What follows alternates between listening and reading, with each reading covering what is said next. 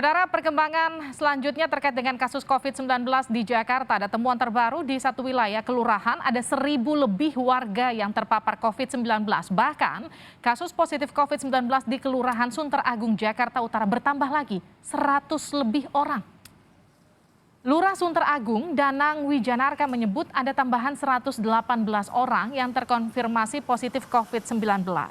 Sebelumnya sebanyak 1.025 orang warga di 20 RW Kelurahan Sunter Agung, Jakarta Utara positif COVID-19. Sehingga total warga positif di wilayah ini menjadi 1.143 orang. Dari jumlah tersebut 600 warga menjalani isolasi mandiri di rumah dan 330 orang dirawat di rumah sakit. Namun saat ini pemerintah setempat belum mengambil langkah cepat untuk menutup wilayah atau mikro lockdown. Memang benar, itu terakhir itu ada 1.025 terkonfirmasi positif aktif COVID-19 yang tersebar di 20 RW ya. Update terakhir per tanggal 9 Februari ya, itu ditambah 118 ya, 118. Saudara, sementara itu Wakil Gubernur DKI Jakarta Ahmad Riza Patria menyebut lebih dari 50% kasus COVID-19 varian Omikron berasal dari transmisi lokal ketimbang dari pelaku perjalanan luar negeri. Riza menyebut penyebaran kasus COVID-19 banyak terjadi di lingkungan perumahan. Omikron terus naik dan kasus lokal lebih tinggi sekarang dari kasus impor, jadi harus hati-hati ya. Itu kasus sudah 52,6%. Kalau yang impor kasusnya 47,4%. Jadi kepada masyarakat seperti yang sudah disampaikan Pak Jokowi, Pak Menko, Pak Menteri, Pak Gubernur semua menyampaikan bahwa tempat terbaik adalah tetap berada di rumah.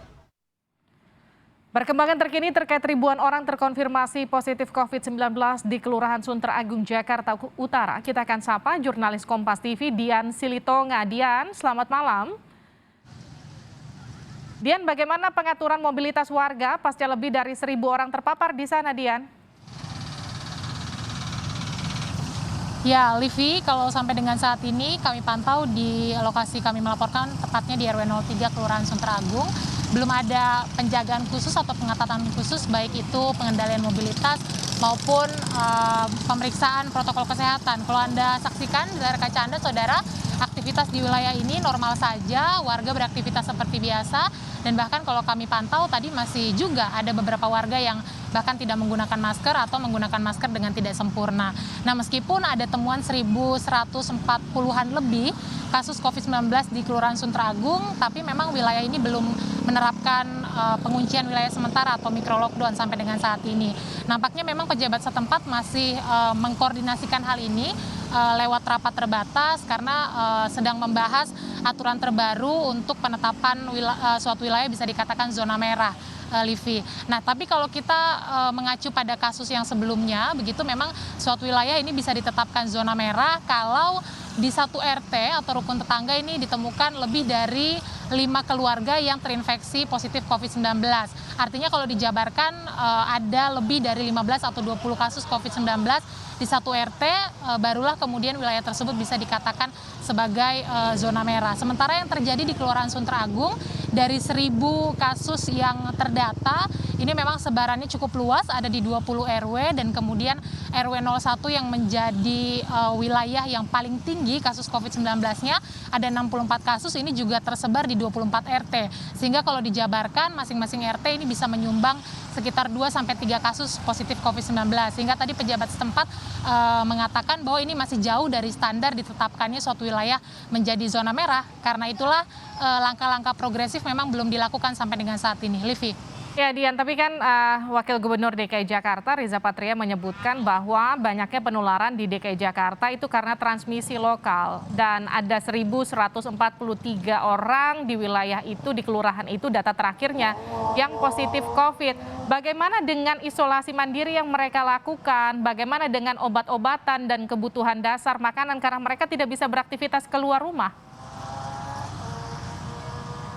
Ya, Livi, dari 1.000 kasus ini ada sekitar 680-an warga yang melakukan isolasi mandiri karena memiliki gejala ringan, kemudian juga tadi kualifikasinya adalah warga yang isoman ini melakukan tes antigen begitu. Sementara untuk warga yang tes PCR ini langsung dirujuk ke Rumah Sakit Wisma Atlet atau rumah sakit terdekat di Jakarta Utara. Dan juga khusus untuk warga yang memiliki gejala berat. Nah, untuk warga yang isoman tentu saja ini dalam pantauan medis atau tepatnya dipantau oleh Puskesmas Sunter Agung, progres pemulihannya seperti apa, kemudian obat-obatannya juga dipasok. Sementara untuk kebutuhan sehari-hari ini juga tentu disupport atau dipasok oleh warga melalui swadaya begitu. Nah, untuk langkah antisipatif tentu saja perlu dilakukan, Livi dan juga saudara, mengingat cepat sekali ini penyebarannya sudah 1.000 kasus.